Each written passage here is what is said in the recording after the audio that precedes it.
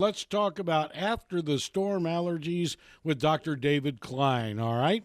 Doctor, we had a caller on one of the other shows we do out of the Orlando market, and the lady says, "Oh, my nose won't stop running. It just runs and runs and runs," and she had no idea why. And then you pointed out that it started 1 week after the big hurricane.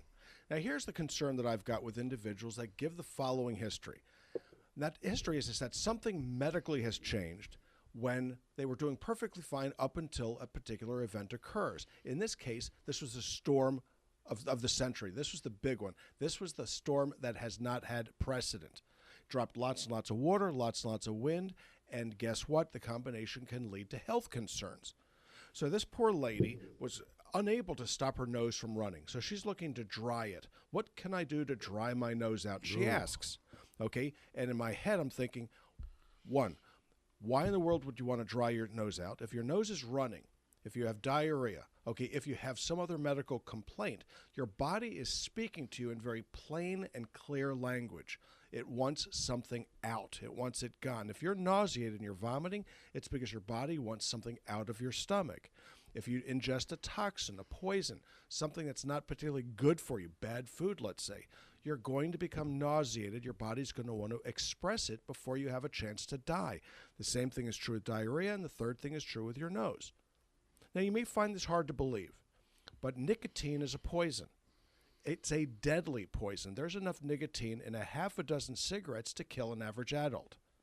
Now, why is it that when you smoke it, it doesn't kill you? Because you're burning most of it up. When you swallow cigarettes, when you swallow tobacco, one of the first thing that happens is you get nauseated and you want to vomit it. Okay? It's to protect you. If you did not vomit the cigarettes up, you would die.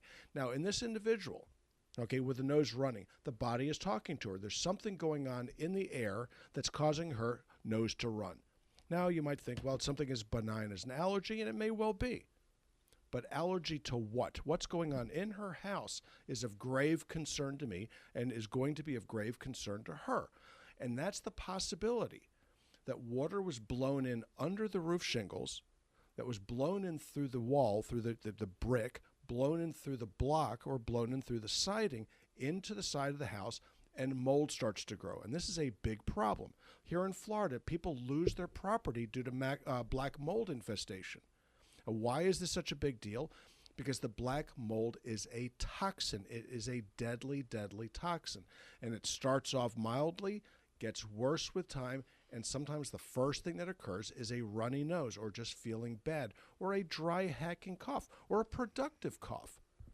So the storm issues are very, very important, and you need to look at these. So first thing you need to understand is that we had a big storm. Lots of water came down, a lot of distraction.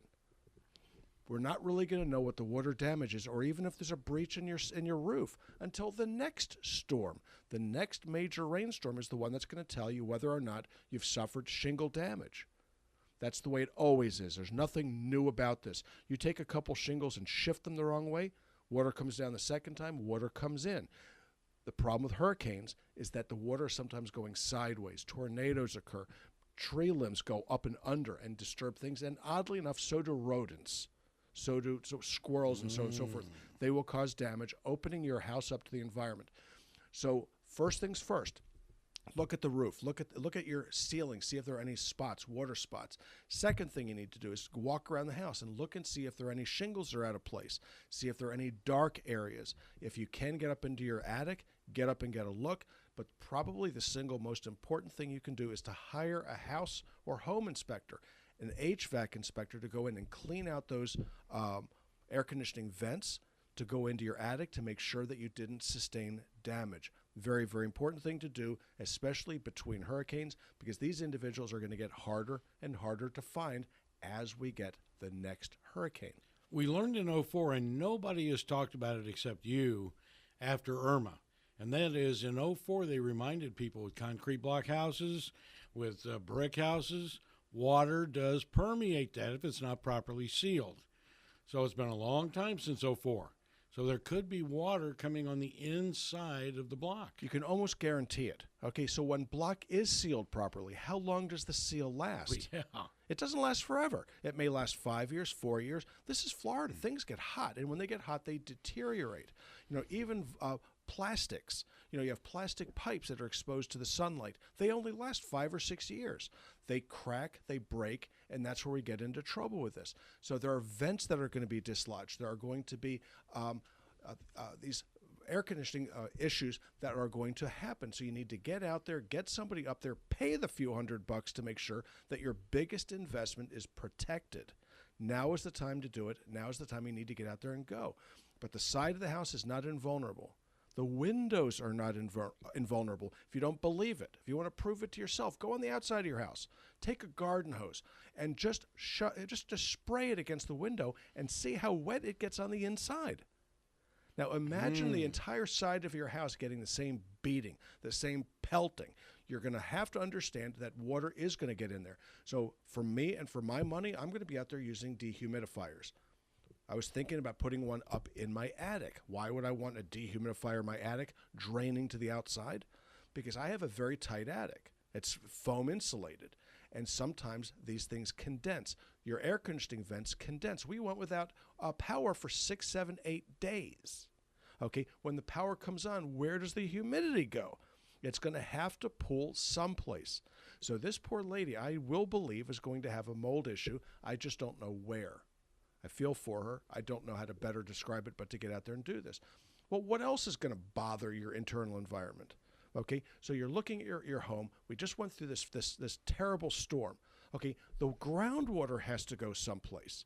Okay, if you have a septic system, okay, things will and have backed up. So you need to sit back and minimize your water use, the flushing use, the sink use, the shower use until things have had a chance to dry out. How long will that take? It'll take several weeks. So you don't want to overtax your septic system at this point. If you have to, put some of that Ridix down the hatch to start giving your septic system a little bit of a break. What about the city sewage system? Same thing. Those lift stations went down.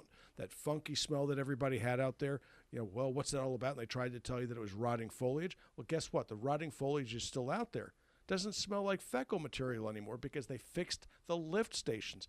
What they were not able to do is to fix the groundwater, the runoff, which your grandkids are running around barefoot. So don't let your kids, your grandkids, or unless you just don't like them, out in the yards until things have had a chance to bake for a while. You got to get the bacteria counts down. The ponds are going to be an equal issue. So people are out there fishing, they're out there wading through ponds.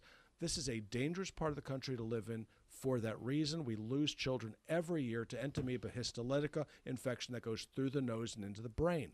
So if your kids are going to get out there, do not let their heads go underwater. This is a huge mistake. If the heads go underwater, you increase your risk of dying. Now, what about the alligators? It's far more likely you'll get hit by the Entamoeba histolytica. I'm wondering, too, about the people who went through the hurricane, did not do the proper maintenance on their pool. It got really hot 2 days after the hurricane, and the kids went swimming in the pool. That's really dumb. I mean, there could be some really bad stuff in there. Yeah, it takes more than a couple days for that to happen. So if they went in there, the storm was on Saturday night, they go in there Tuesday, it's probably not going to be much of an issue. But you wait much longer than it's going to be, okay? Because like it or not, the kids are swimming in the other child's bathwater, okay? This is not a good place to be. What's more is the pools are outside. Okay, what else happens outside before you know it? Things like raccoons. I have bear at my house. Okay, they come out and they love bathing in my swimming pool. I don't think I want myself to be bathing in bear excrement. It's the way raccoons even worse. Those creatures can get in and around all kinds of things. You don't even know it happened. But this is Florida. We have lots and lots of wildlife. Like it or not, they do not get misplaced gladly.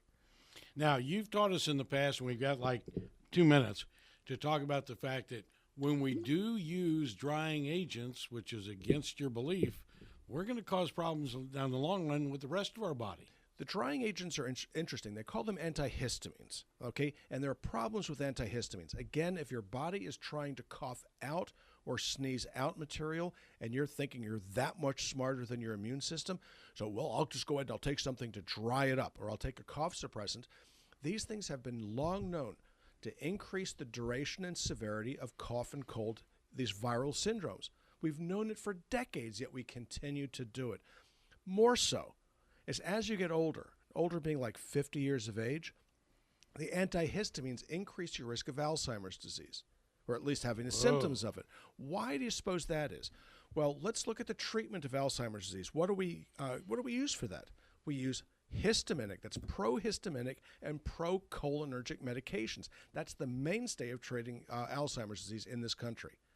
What do we do with antihistamines and anticholinergics? We take them for cold medications. The first thing that I do when I have somebody come in and go, gee, Dr. Klein, I think there's something wrong. My memory just isn't what it used to be. The very first thing I do after drawing blood on them, okay, is I take them off anything that's antihistaminic. Got to do it. Just keep that in mind.